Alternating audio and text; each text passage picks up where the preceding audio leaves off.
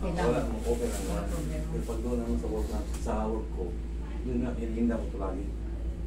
Ano lang yan, ang ibig sabihin niyan, yung mga ganyan, pagka nakakabuhat tayo ng mabigat, sumasakit na siya, ibig sabihin meron na tayong tinatawag na disc bulge. Yung pasimula pala, ang disc bulge kasi. Kasi may time na work ko na nag-keep din ako ng doon yata nagsimula. Ayan. Ito yung healthy disc natin, normal disc. Ito sira na to, degenerated. Nandito tayo, bulging disc.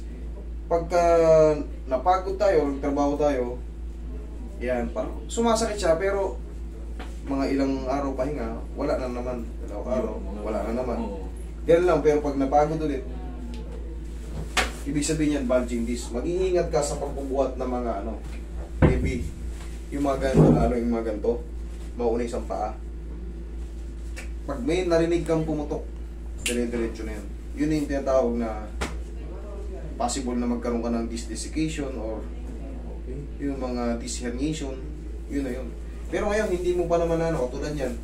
Pag napapahinga ka, wala namang masakit. Pero pagka nagtrabaho na, mayroon ng tinatawag na yun nga, disc bulging, mild compression. Okay? Siyempre, nakukuha naman natin yun. Siyempre, tatrabaho tayo eh. Pero sa tulong ng mga alignment na may maaalis yung mga ipit ng mga spinal nerve. Nakita nyo naman, marami ng chirong Hindi ko kasi ako matatawag na chiro sarili ko. Pero method kasi itong sa amin eh. Buko rito. Ang mga chiro kasi, talagang nagpupokus sila sa mga wala na yung mga... Kasi malaking tulong kasi yun. Yun talaga Paano pa iwasan po na hindi maiwasan? Maiiwasan mo yan, huwag ka lang magbuhat ng ganito. Ito lang pinakaiwasan mo, yung ganito. Yung nakuha yung isang paa, kailangan i-balance mo. Para malas. Yung tuhod mong malakas, makatulong sa pagbubuhat. Okay? Ganun lang. Yung palaging isang tukod, yan, yari ka dyan. Warning na yan sa'yo. Huwag mo na hintayin mamanhid yung mga balakong mo. Tanggalin ba yung accessories? Hindi. Saan ba kayong Dito sa Barcelona lang. Nandito yung namin, yung kapitbahay namin. Yung lagi may dala din yun. May tungkol lagi. Yung Ang nagdadala niya doon yung matamang lalaki. yun? Meron ditong yung si Joe. Yun yung yung may tungkod. Na ilang beses pa balik-balik dito, may yung session niya. Kumusta siya ngayon? Okay naman siya, pero hindi niya totally matanggal kasi nga yung dito niya, yung problema niya dito, di ba? Ano ba yung babae? Oo, yung pinasukan ng laman yung niya, yung dito. Okay. Iya kang papilit. Dapat kami puta, sumama noon, kaso may nakiusap sa amin. Okay. Yun ba yung may anak na minsan kasama niya rin anak niya? Yung babae? Ay, hindi ba yun? Hindi yun. Hinahatid lang siya dito. Dami kasing taga-Valenzuela na eh. Pupunta dito kabilang sa... Dami. Pakita namin sa YouTube. Ay, huwag niyo kami YouTube. Huwag niyo yung video.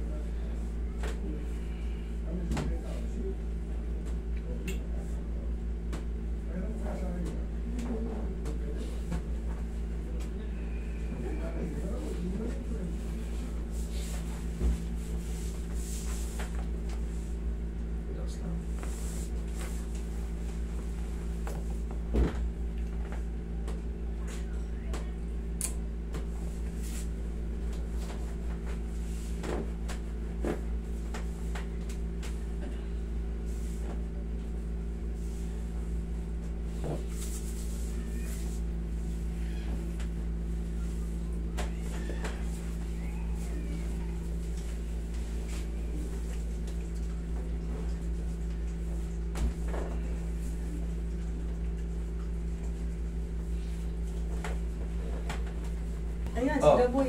Si Daboy!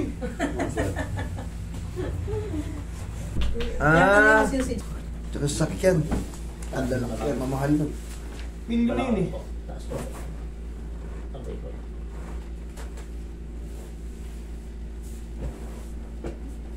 Bibigtin.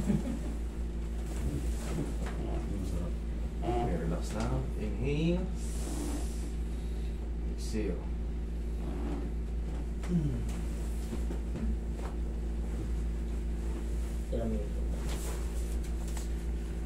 Ayan, dyan ka lang muna.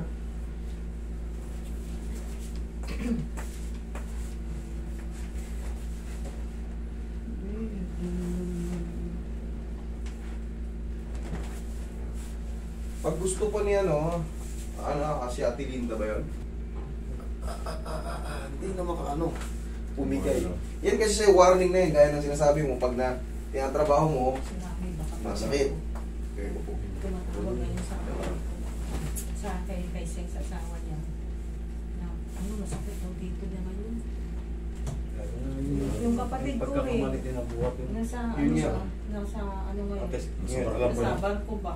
Ano magbuhat? Ako hindi ka agad makakababa. Sakit daw dito niya ngayon, tumatawag sa asawa niya. Magantay pa yun ang ano. Kontrata niya, Oo. tapos, Matapos. Kasi Yeah. pagka lalagyan ka ng red flag nun, baka di ka makasampa ulit. May iniwasan ko na dyan kahapon, gumagano na ako. Bumili ka na, ano? May Bumili kita ka ka. ng kasama mo. Ang isipin ng kasama mo, wala na, mapapastid ka. Mhm. Wala ka ng kwintas sunod. Pangit. Yung pag ganun mga mindset ng tao iba. Naka-on ba yan, Mar? Amen.